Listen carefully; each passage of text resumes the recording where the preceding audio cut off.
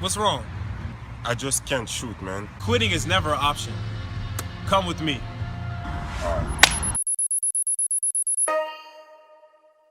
Chris Matthews, aka Lethal Shooter, born May 25th, 1985. Today's feature is a guy I'm sure most of you have seen come across your social media feeds with his shooting videos making traditional and non-traditional shots in different out-the-box situations, and when not doing that, you see his name a bunch under athletes' posts, likely spreading a positive word. He's managed to build his basketball brand in some ways because of it. The other way is because he is actually the shooter he proclaims to be and has years of experience at this point under his belt, helping players improve their shooting results to prove it. Even had Kentavious Caldwell-Pope present him his championship ring for helping KCP change his shot and get out of a slump he was having, leading to Pope making more threes than almost every Laker in history, except for Kobe Bryant during a single playoffs. What I find most interesting about the prospects of doing a Lethal Shooter story is how relatable his story is of how he was able to transition to life after basketball. Not everyone that plays the game at a young age can make the NBA, as we all know. In fact, most that aspire to be basketball players won't make the league, and that's how it was, is, and probably will be for a long time. With that said, most will have that point in their life when they realize the dream is over, and now what? You've worked on your basketball craft however hard and to whatever extent all your life. Now entering a full-grown adult, you have to find a different way? That's not an easy thing to do for a player, especially one that realizes the exact reasons they never made it. Which is why I'm here.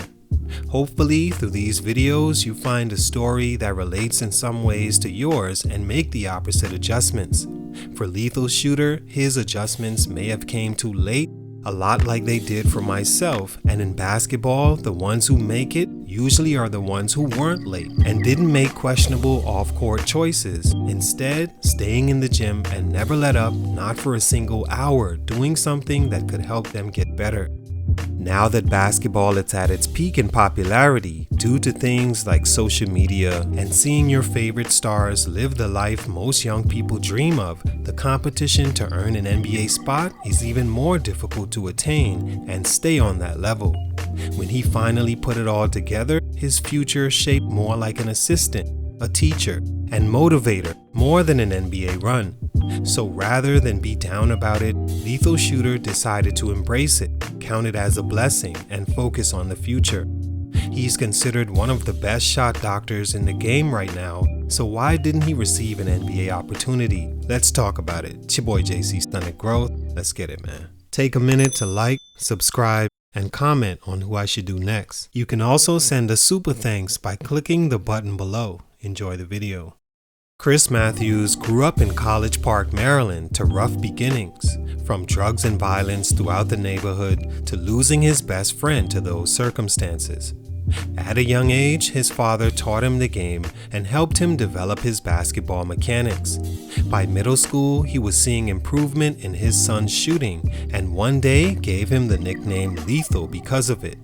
Not knowing it would become his future, he would usually give teammates pointers on how they could shoot the ball better.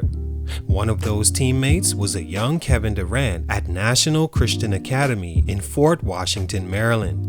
Wanting nothing more than to make it out that environment, Matthews began working more on his game and earned a scholarship to Washington State, where he played his first 2 years, struggling to find minutes and a formula that worked. Stunt number 1, a late growth spurt. Not in height, but as mentioned, finding what worked for him as far as preparation for being in those situations that make or break careers on the court. One he didn't find until he was a senior in college. His first 2 seasons, he played with multiple future NBA players for Washington State and couldn't figure why he wasn't getting the opportunities he wanted. He averaged 3 points and shot 31% from 3 as a freshman and sophomore at 11 minutes a game. He decided to transfer to St. Bonaventure, where as a junior he improved his play but still wasn't the shooter he needed to be to receive heavy draft interest, especially at a school not known for sending prospects to the league. Hasn't made the tournament in almost a decade before Chris got there. Didn't in both of his seasons, and 2 tournament appearances in the last 20 plus years. Matthews finally found the formula that would not only work, it would be the very lessons he teaches today that's made him one of the more sought after skills trainers in the world. He found the most effective routine. Routine for a player, and people in general for that matter, but in basketball is a very tricky thing to figure out. There's a saying that you could be in the gym hours more than the next person, but if he got more out of what he did, he in fact got the best that day, and it's very true. As a young hooper, remember that everyone's 24 hours isn't the same. Changing it up and weighing the results is your job as an amateur. By the time you're ready for college or to turn pro, you should have that routine down to its most effective way of getting you better. That's what Chris Matthews found. He broke down his day so that all day he was in the gym and getting the rest between workouts he needed. In the morning before class, he'd work out in the gym with a trainer on shots, usually getting up hundreds, go to class, then at lunch he'd skip that time it takes to fine and dine and would eat just a snack he had with him, using that hour to get up hundreds of more shots. Then practice with the team and form shooting each day following to complete the routine that worked for him. By the end of his senior season, he shot the best of his career at 39% and set a record for team and conference threes made at 101. He himself said he was mad he didn't know that sooner and wished he found that routine from the start of his college career, that maybe he would have actually made the NBA. Stunt number 2, slow to develop more. Another factor in why Chris Matthews didn't make the NBA, in my opinion, was because while he made himself a decent shooter by the time he graduated, he hadn't developed enough as an all-around guard to give him a chance at being drafted, signed by a team, or even later on receive a call about a league job opportunity. He focused on his form and his shooting and worked tirelessly, becoming what he is today. But as a guard, your job is arguably the most difficult of any on the team. Even if you aren't the point guard, sometimes you are expected to relieve him in initiating the offense and creating plays for yourself or the team. You have to be right there, just as or even better at handling the ball than the point guard, solid court vision, IQ, and as a bigger guard, able to help with rebounding. Finding that balance of how much you work on one particular thing can be a tricky one, and remember that all work is still good, but overlooking his shooting once he figured out how to get the best out of his training caused the other parts of his game to lack, and is why he went undrafted and never got the call from the NBA. Stunt number 3, career-threatening injuries.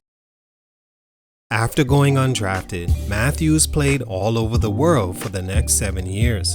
He'd deal with a broken ankle and MCL surgery.